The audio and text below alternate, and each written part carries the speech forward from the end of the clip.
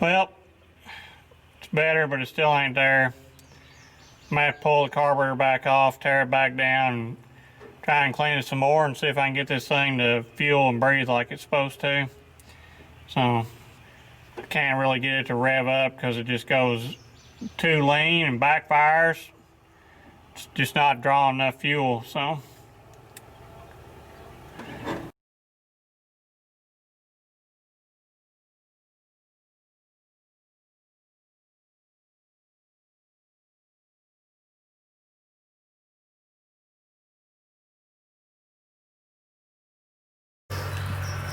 Again, Bailey's come to inspect the carburetor work. Bailey's not really a carburetor guru. He's kind of like me. We're more diesel guys. They're a lot simpler to work on. But decided this time I'd go get my torch cleaners and go through this thing and be sure that all the jets are clean and clear. And those look like idle jet was plugged up when I got it apart, so I'll run them torch cleaners through there and see if I can't do better this time. Just out of curiosity, I wondered which size this was. 1.4.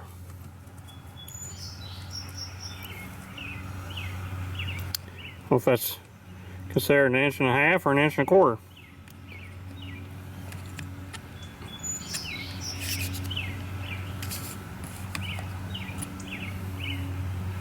It's like 1 7/16 to me. Close, not really, even quite that big.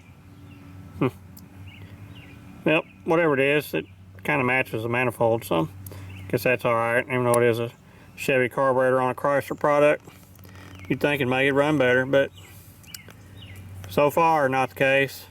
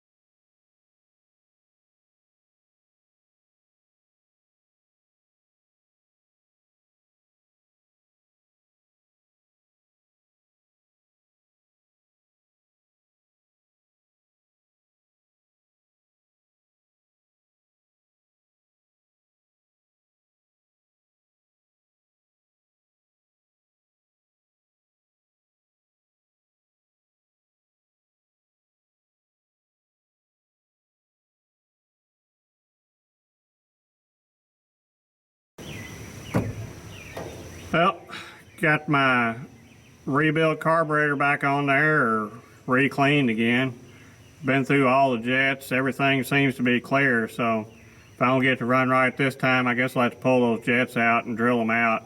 Maybe it wasn't right before. I can't really remember. It's been so long ago, and I probably wasn't as good a mechanic when I was 16 as I am now, so maybe I just had it messed up, or didn't have it optimized, I guess you would say. It ran and drove fine, but I know it's stumbling bad going wide open, so it's definitely light on fuel, but maybe now I got everything cleaned out again. We'll try it again, so this thing will start.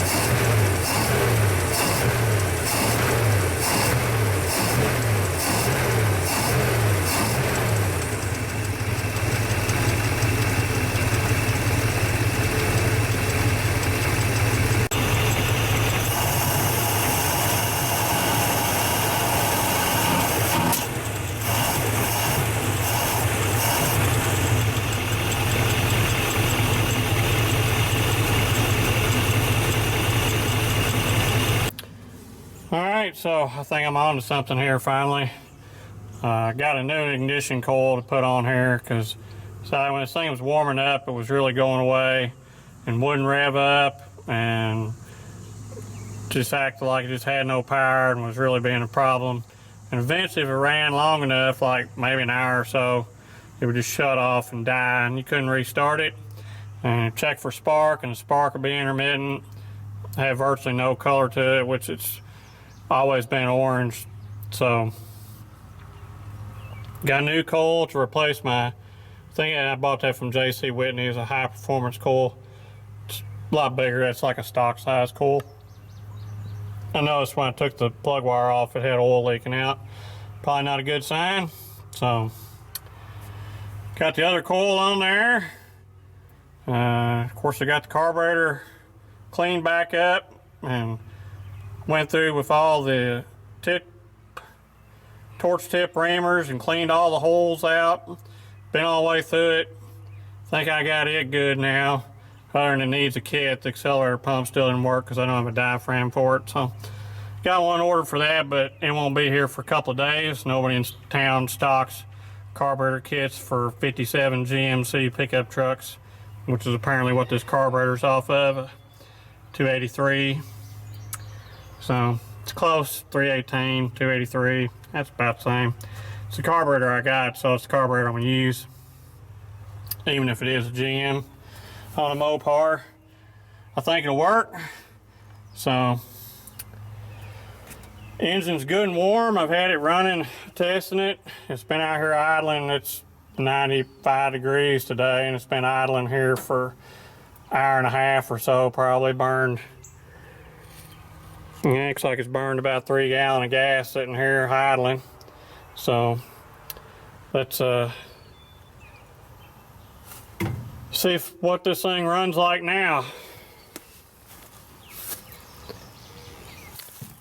I remember when I showed her used my vacuum gauge to set my ignition timing.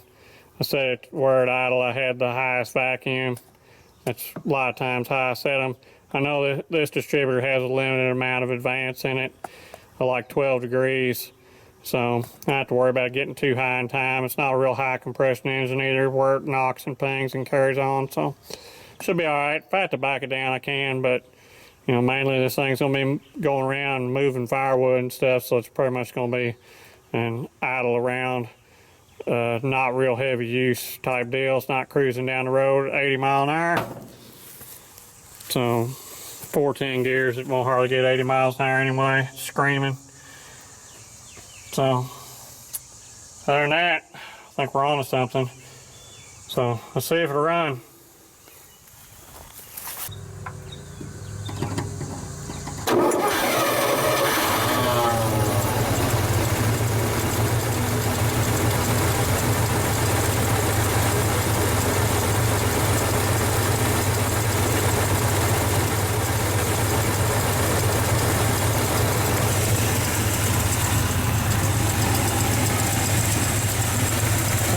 Yeah, it's not running too bad.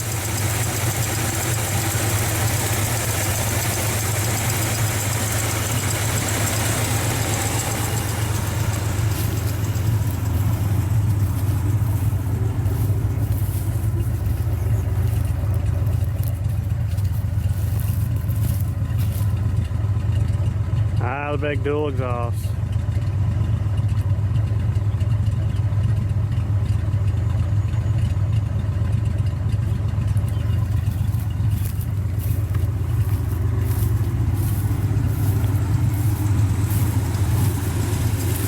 Sound like an old classic V8.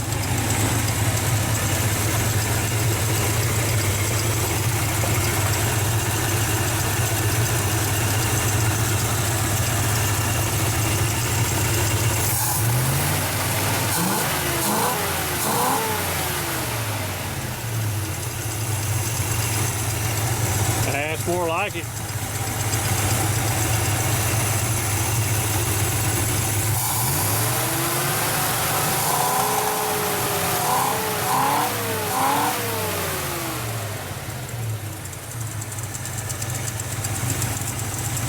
Still could maybe use a little more jet in it. It cracks up there some on top. But it's also probably because of the accelerator pump not working. When I crack the throttle heavy, it's probably dropping down, going a little lean for a second, and cleans back up. So I get that fixed, I think I'll have the cackle out of it, but otherwise it sounds real good.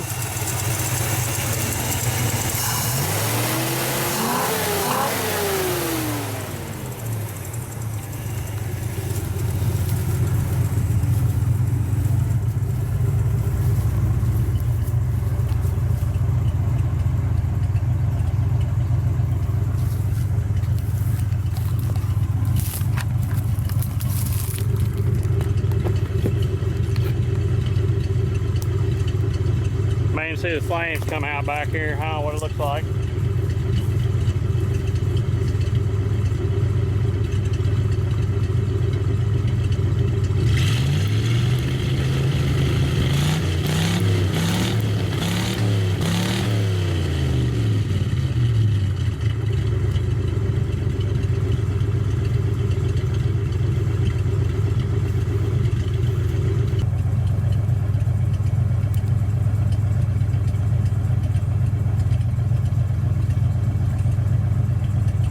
Might have some carbon built up in it, but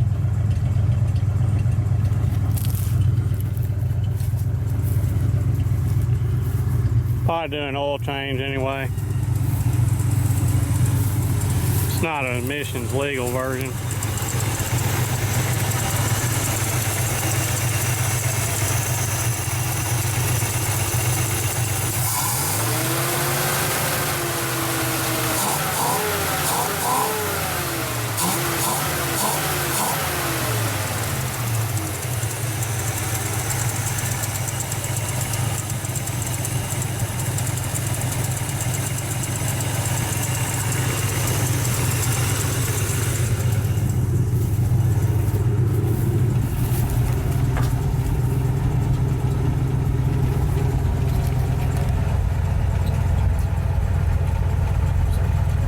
Hot day, but just sitting here idling.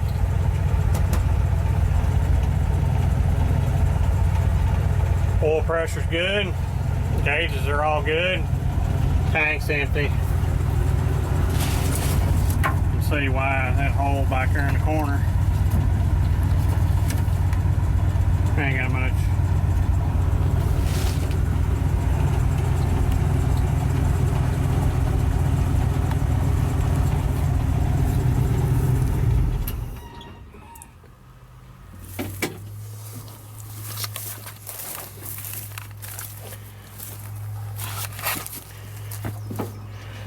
Hot restart.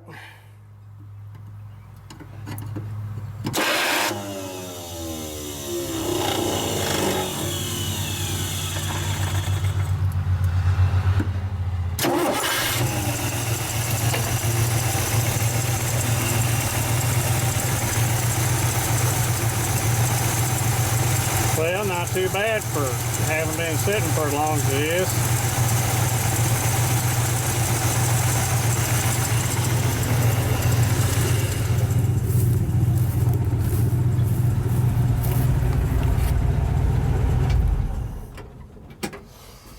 Oil pressure light does work, so you got oil pressure anyway. That was a bit of a battle, but not too bad. Mainly just getting the carburetor and ignition system straightened out for as long as it's been sitting.